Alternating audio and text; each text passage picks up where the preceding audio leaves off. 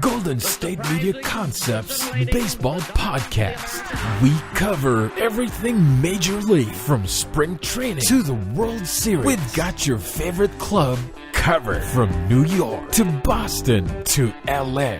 This is the Golden State Media Concepts Baseball Podcast.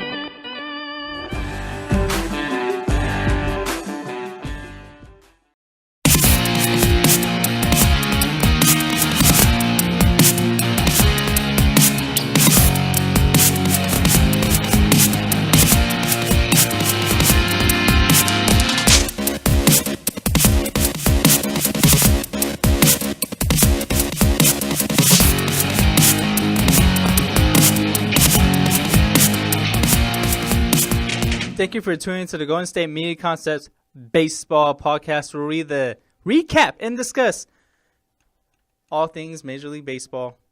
I'm Jeremiah. And I am Ben. Yeah. Hey, so we are 2 weeks away from the Major League Baseball playoffs, and the races here are getting really exciting. Everything is getting to the nitty-gritty. Yeah, not just the standings, but we have, the award races getting down to nitty-gritty, as you mentioned. We have some big-time injuries to some really important teams, some really important positions. We're going to be talking about that as well. But first off, we're going to be talking about David Ortiz last night making some history, and the Boston Red Sox week, really, really impressive. They're 8-2 in their last 10 games. They're on a 6-game winning streak. They've really stretched out that lead in the AL East. But the aforementioned Big Papi David Ortiz in his farewell season at 40 years old, last night against the Orioles, David Ortiz hit his 36th home run of the season, which breaks a record formerly of Dave Kingman, that was part of the A's in 1986, for the most home runs in a player's final year. Kingman hit 35 that year. Now you have Ortiz at 36. And you still have 2 weeks left. Honestly, I could see him getting to 40. Yeah, I wouldn't be surprised about that. 40 home runs at 40 years old. Yeah. That'd be quite an accomplishment. Yeah, and Kingman, when he had that record, he was 37. Ortiz is 40, so I think it's even more of a bigger accomplishment due to the age difference right there. And Ortiz has just been an absolute beast this year. Yeah, absolutely. 36 home runs, 121 RBIs. That's second in the American League. At 40 years old, I realize he's just a DH, so he's not fielding. But still, at that age, that's really impressive. He's probably having the best season of anyone over 40 that I can remember in really sports, period, not just baseball. He's really doing everything he can, and the Boston Red Sox are really benefiting from that. So Ortiz said after, learning about the record, he said, I'll have to hit a couple of more so nobody can reach me. Yeah. It's just a number I'm trying to just help this ball club. I don't really care about personal numbers. I care about winning. Which you're not surprised, Ortiz, a member of multiple World Series teams. He's a team-oriented guy. I'm sure, obviously, he might be saying this, but I'm sure he's a little happy about it personally. Yeah, and he had 3 RBIs last night, which gave him 121 on the season, which is 3 shy of passing shoeless Joe Jackson for the most in a player's final season since, RBI became the, an official stat in 1920. So he has that too. You got to think he's going to get he's probably going to get at least that. 3, 4, 5 more RBIs. Yeah, you have a couple he's weeks probably left. going to do that. With home runs, because Right. those are practically RBIs too. So Right, exactly. So with the Red Sox are really benefiting from it. We mentioned, 8-2 in their last 10 games, 6 wins in a row, some big-time wins, too, over the Orioles. Have a 4-game lead now on the division. And they swept the Yankees this past weekend, which was a huge series for both teams. Do you think the Red Sox are going to hold on to this division lead and win the division now? They have a 4-game lead. I do, because, I saw some absolutely great performances from their pitching staff this week, especially Rick Porcello, who can pitch a complete game in 89 pitches. And we're probably a lot of first time swings. Yeah, and we'll probably talk about Porcello later in our final segment in the award races. But I really do think that the Red Sox are going to finally hold this league. We've been talking about this division for months now. It was so tight. Each team was within 2 games, within 1. They were tied at one point. But I do think the Red Sox clearly show that they're the best team in this division. They even got an MVP candidate in Mookie Betts, who we'll talk about later in the show. And then they're getting a lot of great production from their young guys like Xander Bogaerts. And you got Jackie Bradley Jr., who finally came to life this year. So I really do think that this team is going to hold on to the lead because they just honestly, it's amazing how they got better this week. They're playing great at the right time. Absolutely. That's what I was going to say. They're playing their best baseball at the right time, right at the end of the season, and you can carry that into the postseason. You mentioned a lot of the great players the Red Sox have. One guy who's, I think, kind of getting swept under the rug, not really mentioning, is Dustin Pedroia at second base. He's hitting .325. That's second in the American League. Yeah, he's having a really good season. He's having a great season, a former MVP in his own right. A good defensive player as well, a good leader, experienced guy for some of these young guys you mentioned, especially in the infield, the outfield. So don't forget about Hanley Ramirez, too. Right, over there at third base. He's having a great season as well. So I think what you said is really, really right. They're just playing good at the right time, and you can carry that into the postseason. In the American League, you have teams like Texas. You probably have Cleveland to worry about. And in the wild card, it looks to me, obviously it's still winding down. You still have a lot of teams in the mix. You have Houston, Seattle, Detroit, all within 3 games of Baltimore and Toronto. But I still say that Toronto and Baltimore are going to be the wild card teams. So if you look at the American League playoff picture, how good do you think the Red Sox are? Do you think they're capable of beating Texas, beating Cleveland? Oh, well, when it comes to Texas, I still think Texas is the best, team in the American League. So maybe that team will be a challenge for this team. Because remember, they are good, but at the end of the day, they're also young as well. They got a couple young players who are going to be phenomenal stars in baseball in the future. And the Indians, they kind of fell off a little bit, but, their pitching rotation has taken a hit with Carlos Carrasco, being out for the rest of the year. And, they got a couple injuries in that pitching rotation as well. Danny Salazar, he's been on the DL. So maybe they can probably beat the Indians because of their rotation is hurt. And pitching rotation is pretty much all it comes down to in the playoffs. And Texas Rangers, they have a pretty good rotation as well. And when it comes to and they also have a really good lineup, for the Rangers. Right. And when it comes to the wild card standings, Baltimore and Toronto, they're pretty much, in the lead right now. So they can definitely beat those teams. The Blue Jays, they kind of have fallen off a little bit the past couple of weeks. They are 5-5 in their last 10 games. Baltimore Orioles are 5-5 as well, and they lost 2 straight games, which happen to be to the Red Sox, by the way. So they have the capability to beat the 2 wild card teams. But the only team that really worries me in the matchup is probably the Texas Rangers. I just think that's the team on paper that pretty much looks better than them. Okay. Yeah. I would tend to agree with you. The one thing with Texas is I don't think they have. I realize Boston doesn't have a strong pitching staff either, but I don't think Texas has a strong pitching staff as well. They're obviously same thing with Boston. Do a lot of it with their hitting. In the playoffs, you have to lean more on your pitching as opposed to your hitting. The Red Sox have Rick Porcello, who's having a great season. I realize David Price is not having a good season, but he's still an experienced pitcher, can really sort of provide some leadership, some good playoff experience to this team. I think the one thing the Rangers are going to have on the Red Sox is we still have a couple of weeks left, but they have the lead as far as record-wise, so they would have some home field, that home ballpark out there in Arlington, as opposed to going to Fenway Park, which is never easy to win in, especially playoff time, that ruckus crowd and everything. So I do think they have that going their way. But I think as far as an experience and a leadership standpoint goes, I have to give it to Boston because they have players that have won multiple World Series. Yeah. Leaders on their team, Ortiz, Pedroia. On the pitching staff, you have Porcello and David Price. So I think Texas is probably a better team. But I think at the end of the day, I think the Red Sox maybe have a little bit better of a pitching rotation, a little better bullpen. I think they can maybe give them a run for their money. I think I'm along with you. Cleveland kind of runs out of it. They had a great season, a great story. But I think they just got injured at the wrong times. And then you look at Baltimore and Toronto. With those two teams, they're both very capable. I'd probably give the edge to Baltimore because their bullpen is so good. Think about Zach Britton. He hasn't even blown a save all year. So he goes in there and it's lights out. So if they have a lead, he's going to close the door.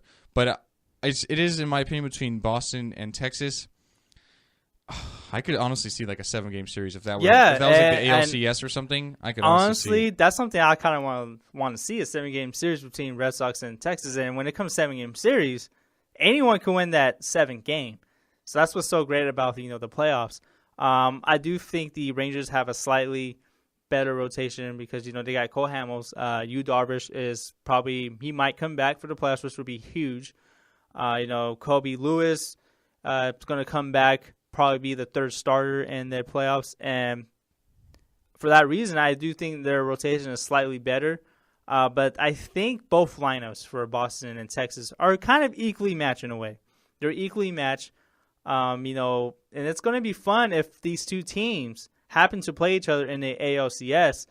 Seeing these two offenses, these two lineups going head-to-head each other, we can have we can have high scores in every game, or we can practically have low scores. That's the good thing about both of these teams. They have the ability to score runs, or they have the ability to, pitch too. So that's the thing. These are my two teams to have in the ALCS to contend for the World Series.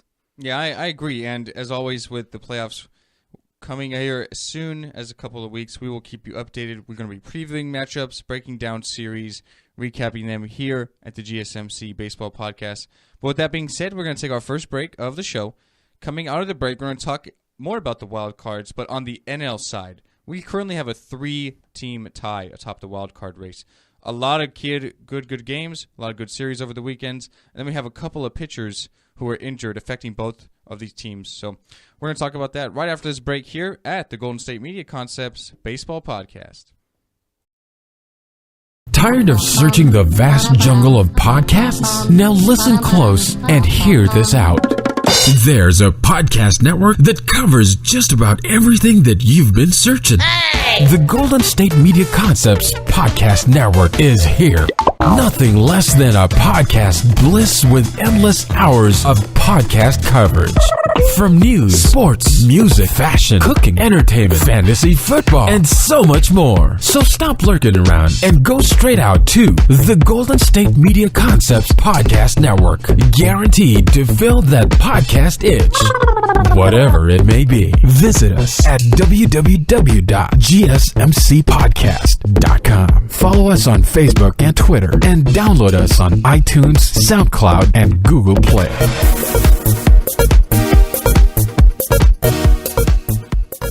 Welcome back to the Golden State Media Concepts Baseball Podcast, and we have a tight race in National League wild card.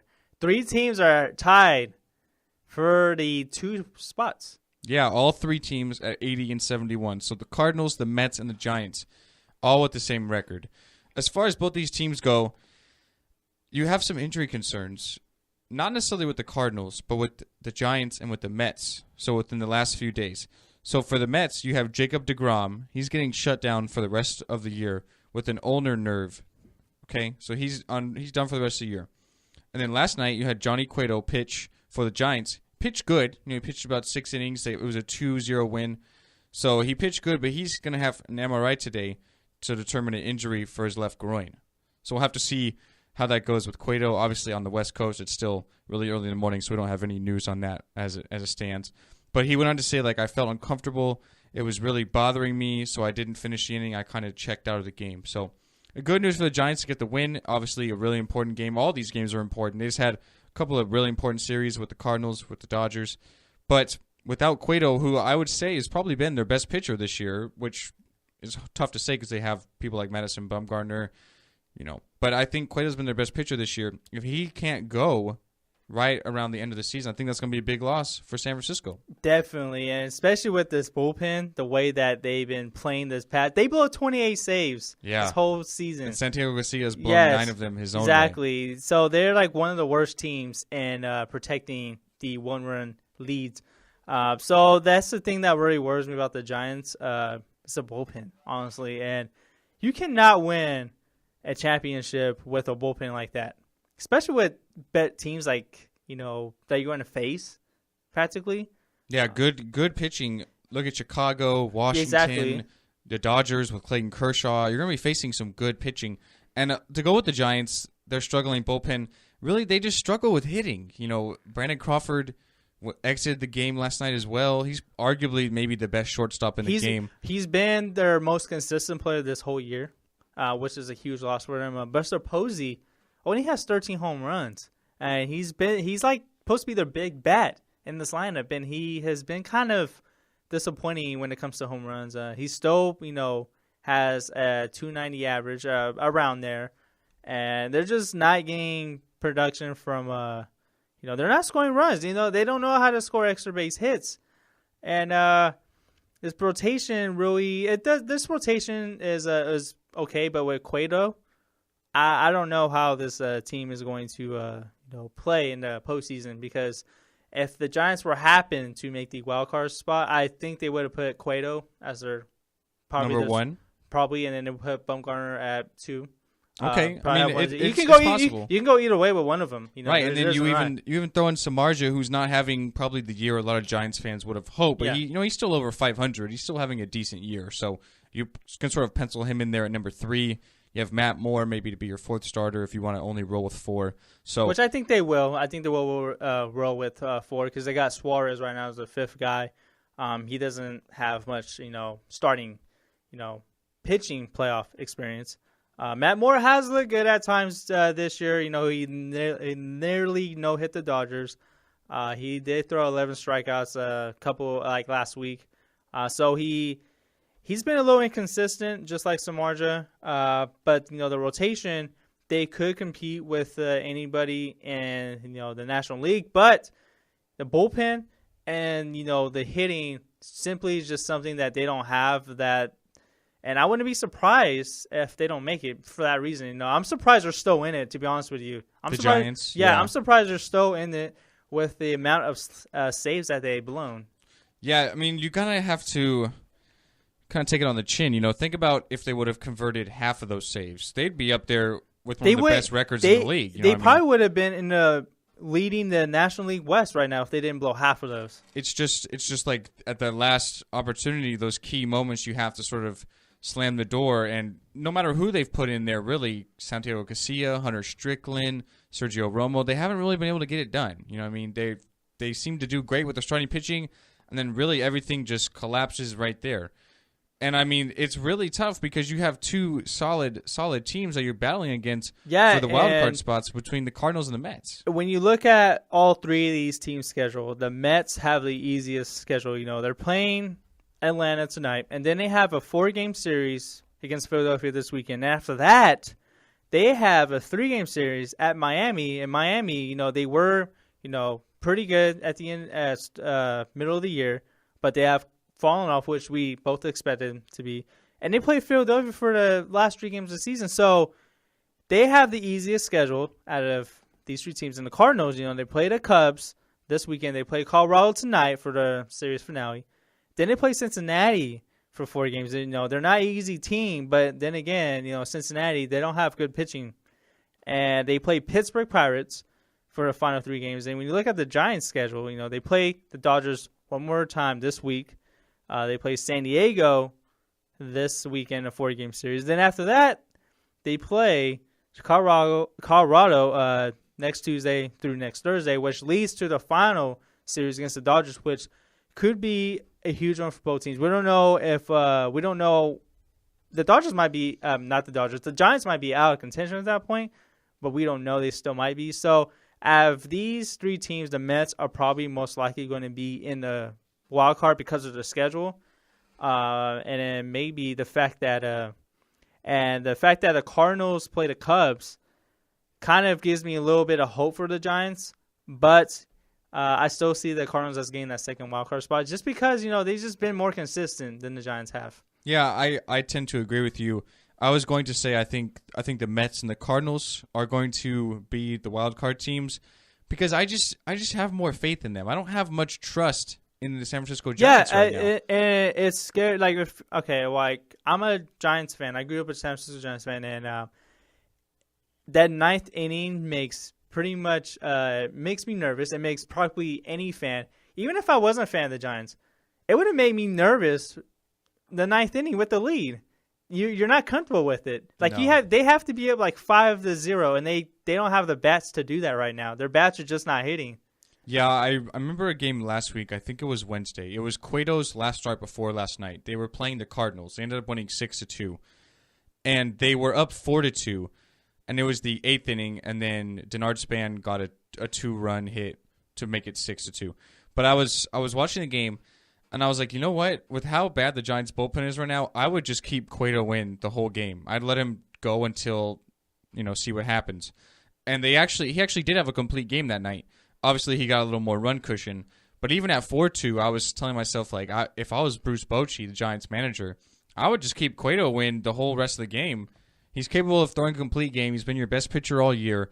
I'm not going to turn it over to the bullpen where you literally are just on your edge of your toes and just praying that they can close the door and get the save, because you really don't know at this point. Yeah, and the Giants pretty much brought torture back. I'm not sure if you knew about that. Yeah, torture. Brian Wilson, torture baseball. I know. Kuka, the Giants broadcaster, they say Giants baseball torture. They kind of brought that back in a way, but it's even more than torture now because they're blowing leads.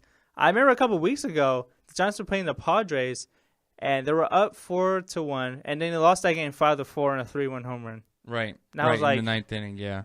They were at home too, so I hate to say it, but despite the Giants still in there, I just don't have faith in them, clinching the wild card spot. It's just that bullpen just basically scares me, and I agree. That's basically all it is. It's the bullpen. I like I said, I have more trust in the Cardinals and the Mets. The Mets are a team in the World Series last year. The Cardinals seem to always be in the playoffs. I have to expect they're going to be there again this year.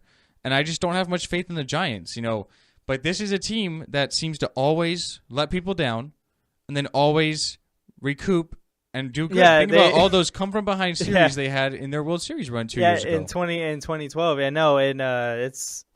Honestly, though, you can't count them out. You can't count them out, but I just don't have as much faith as the Mets and Cardinals. You never know. If they happen to get in, we don't know at that point. Right, I agree. And we will always be monitoring it here at the GSMC Baseball Podcast, because 1 week can really change everything. Exactly. Think about Boston last week. They had a 2-game lead. Now they stretched it to 4. 6 wins in a row. They're playing great. Looks like they have really a stranglehold in that division. Who knows? Maybe one of these two teams. The Cardinals are currently on a 4-game win streak. Maybe next week we'll be talking about them on a 10-game win streak, or the Giants on a 6-game win streak, or the Mets on a 4-game losing streak. Everything happens so fast in baseball because they play every day. There's always so much to talk about. So that's the great thing. Next week's show, though, it will be exciting for that reason. Exactly. We'll have to update you on the NL and AL wildcard races, because anything can happen. In the American League, there's still a lot of teams trying to claw their way up there, as the Tigers are as one of them. So with that being said, we're going to take our final break here at the GSMC Baseball Podcast. Coming out of the break, we're going to talk about some award chases that are getting really interesting here at the end of the season. So we'll be right back. Don't you guys go anywhere.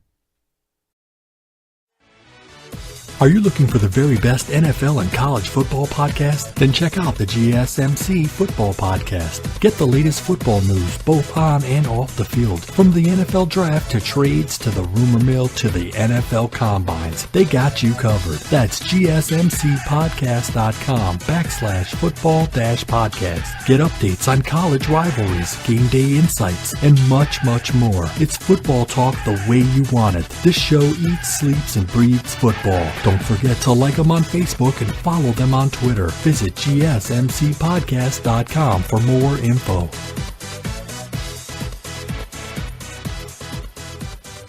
And welcome back into the Golden State Media Concepts Baseball Podcast.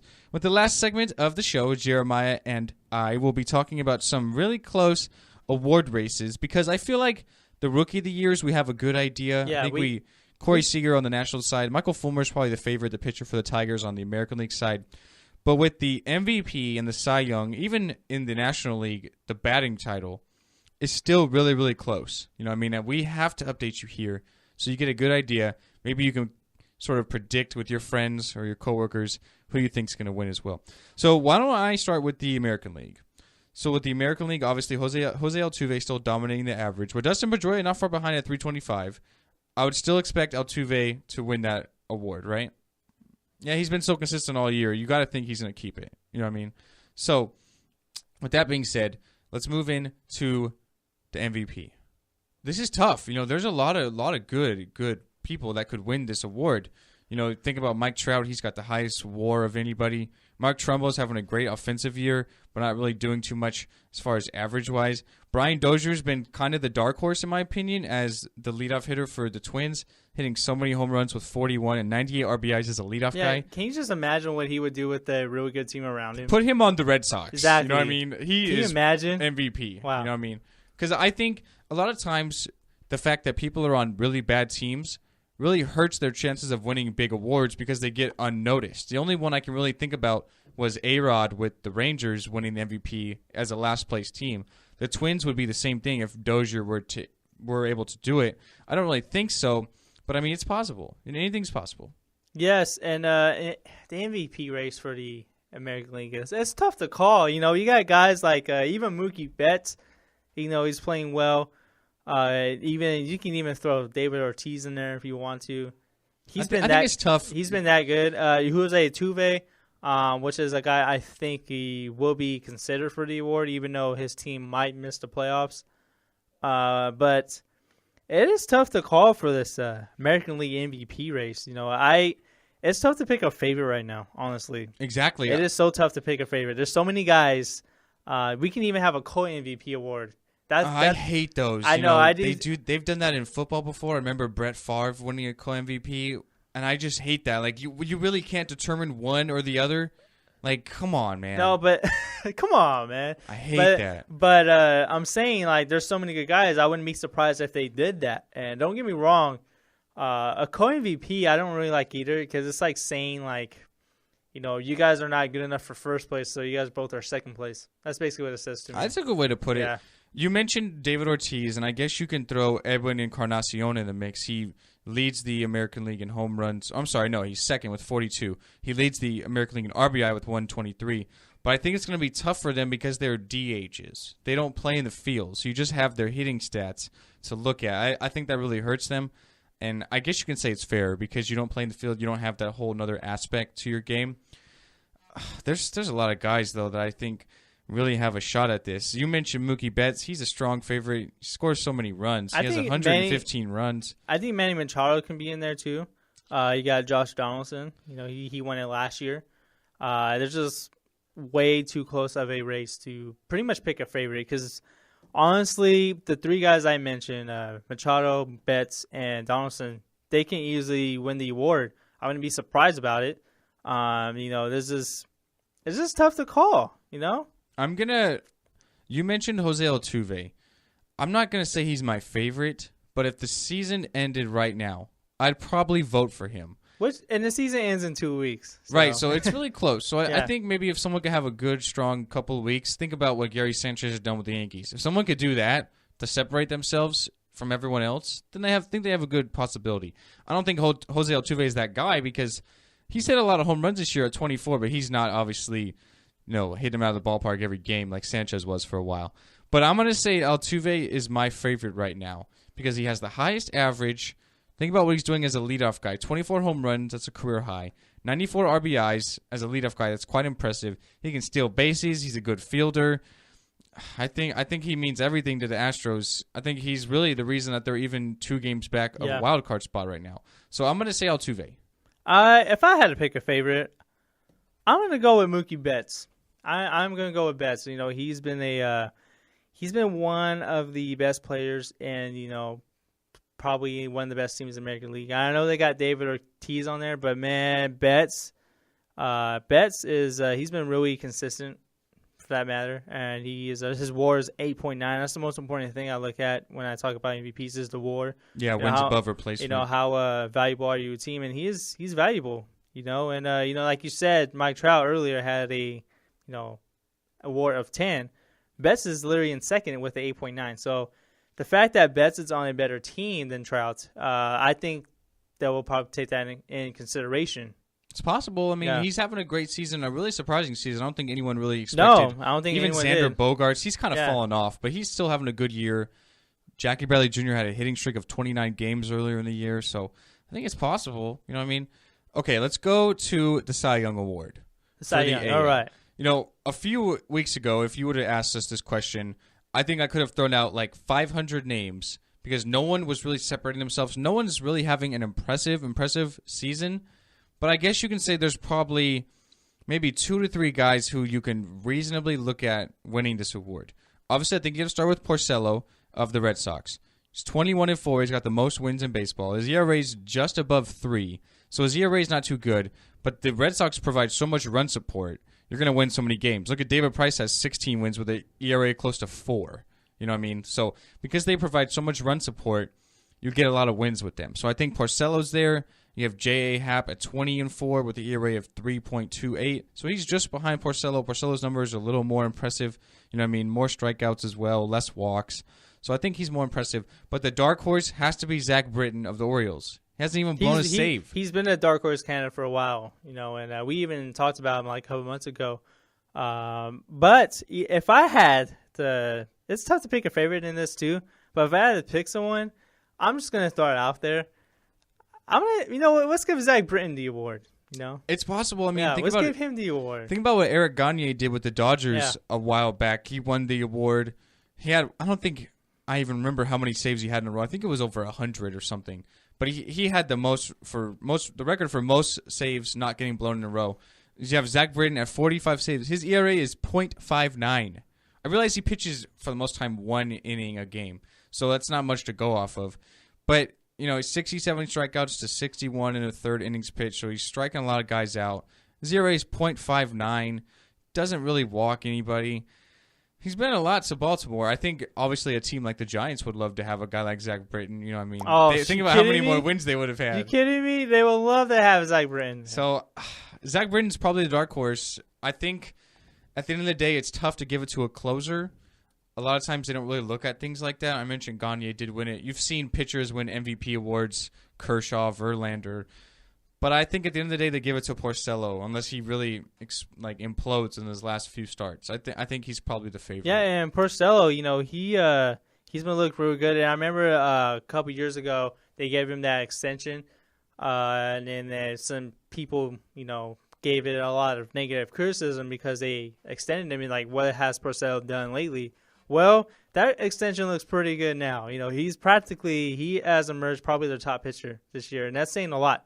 Yeah, you have people like David Price there, you know, so I would agree. But, you know, like I said, I think his numbers kind of are skewed because he gets so much run support with Boston. They score more runs than anybody. It doesn't really stand out to me. Like, if you look in the NL, which we'll talk about, there's so many guys with ERAs so more impressive, but weaker records because they just don't get the support. And obviously, you can't really fault Porcello for that. It's not like he has a choice or a say in the matter. But it doesn't really stick out, you know what I mean? Like, it's not necessarily deserved, but it doesn't resonate as much to me. So yeah, and that's why I decided to go with Zach Britton because, you know, if he's in the game, you know, you better like just go home. Yeah, you know it's over. It's over. You know, even if it's a one-run game. Go ahead and beat traffic because it's over. Even if it's a one-run game, you know that he's going to slam the door on you. Yeah. Okay, so let's move over to the National League side. Probably the most intriguing matchup I think everyone's going to look at in the last 2 weeks is the batting crown. You have DJ LeMahieu from the Colorado Rockies, and then you have Daniel Murphy of the Nationals. They're separated by 2 percentage points. You have LeMahieu at 349. You have Murphy at 347. Yeah, it's a pretty close race. We talked about this batting title race. It's even closer now. It's even closer. Yes, and at one point it was, you know, it was decided. It was up to like close as like a decimal point. That's how close it was. And you know, LeMahieu has the benefit of hitting that cross field. Murphy, man, the year that he's having, he can possibly be a MVP candidate in the National League. That's the type of year he's having. Yeah, I agree. And what has Murphy done? It seems like he's carried that momentum since last postseason. And that was like literally a year ago. So the fact that he's still keeping it like up to that pace is unbelievable. But LeMahieu, I think he might win it basically because he hits at Crow's Field. Hitter's Ballpark kind of gives him a little bit of advantage there. I agree. So that's why I think LeMahieu might come up on top in that race. How crazy would it be if they ended in a tie? Like they both ended at like 345. That would be kind of crazy. Remember, it's the co-champion, something that you hate. Yeah, but the stats prove that it needs to be. So it's a little different. Yeah, that is true, though. I mean? Yeah, that is true. But that's a little different. So, that's a close race. That's one thing we're going to be monitoring here as well. So let's look at the Let's look at the MVP now for the NL. My favorite's probably Chris Bryant. He's having a great season for the Cubs, who in their own right are having a great season. He's got 37 home runs at second in the NL. He's hitting .296, which is not great, but it's not terrible. The one thing I think that might hurt him is he's only got 97 RBIs. He hits a lot of home runs, but no one's ever on base. Yeah. So he can't really have that number stand out. But he's been probably the Cubs' best player. He's the best player on the best team. A lot of times you gotta have to take that into consideration.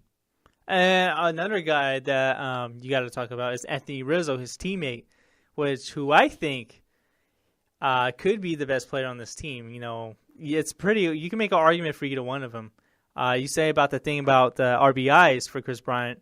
Well, Rizzo has 104, and his average is just like 3 points lower than Bryant is. And he has 6 less home runs than Chris Bryant. Exactly. He has 6 less than home runs, but, you know, both of these guys, when they're up at the plate, you know, they're dangerous. You know, and it's amazing how the Cubs have 2 MVP candidates. That's how of a good year they're having. Either one of these guys are probably going to win the award.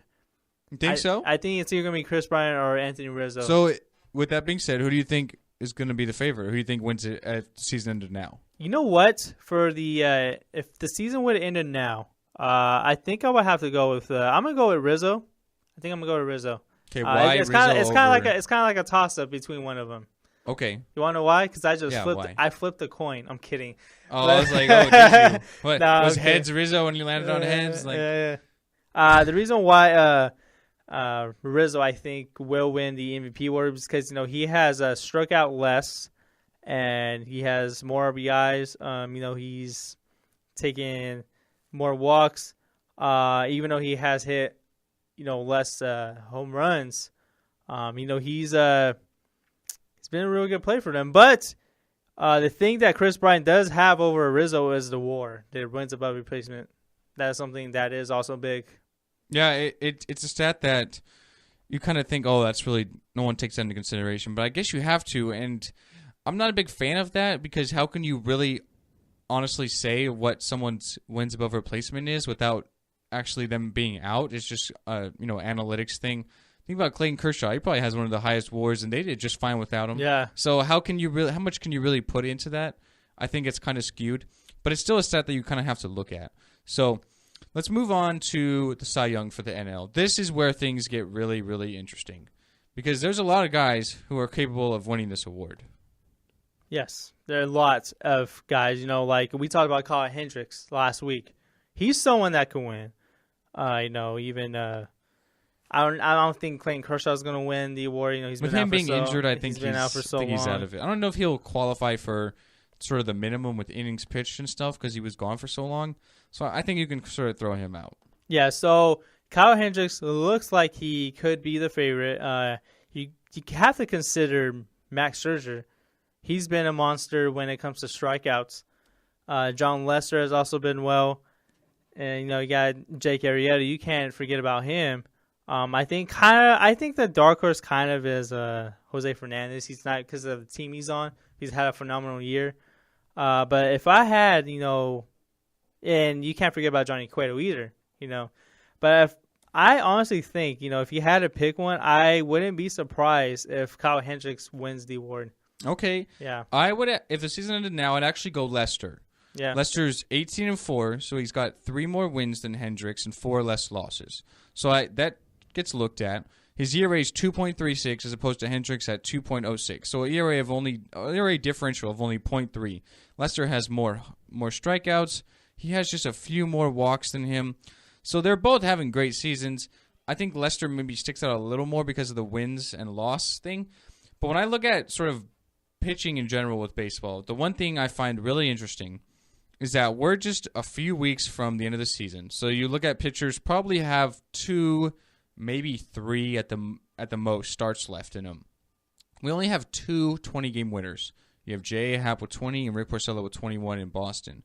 If you would have looked at this stat 5, 6, 7 years ago, you would see at least 10 people with 20 wins. Now you're seeing maybe we get 1 or 2 more. So maybe we're looking, I'll say at the max 5. We're looking at 5 20-game winners. Shows you how much that pitching has changed. It shows you how much hitting has changed. Yes. And I do agree with you with that. And like, remember a couple years ago, it was known as Year of the Pitcher because there's so many good pitchers at one point. And but getting back, to the my favorite here, I'll have to go with Kyle Hendricks on this. He is a dark horse, but he has improved literally in every start. And he can possibly be I'm not saying they should do this, but he can possibly be the Cubs' #1 starter in the playoffs. That he's been that good. And you think of a rotation of Jake Arrieta and John Lester, that's pretty good.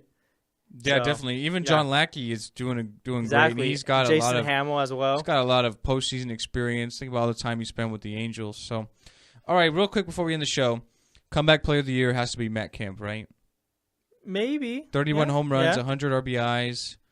And he seems like he's always hurt. He's finally healthy. He's having a great season. Yeah, I wouldn't be surprised if he did win it because of that, reason. He went to a pretty bad team, and he's probably going to be there for.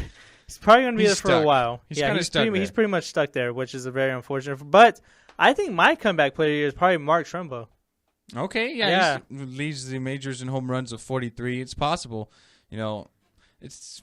I think maybe with the AL and NL differential, though, you'll have like 2 different awards. So that's one thing I'm interested that baseball does is they have awards for different leagues. You look at every other sport, they just have one award. Exactly, for the whole thing. Unless it's like for football, for example, the only thing I can think of is, they have the NFC and AFC defense and offensive player of the year. Right. That's the only award they have for both.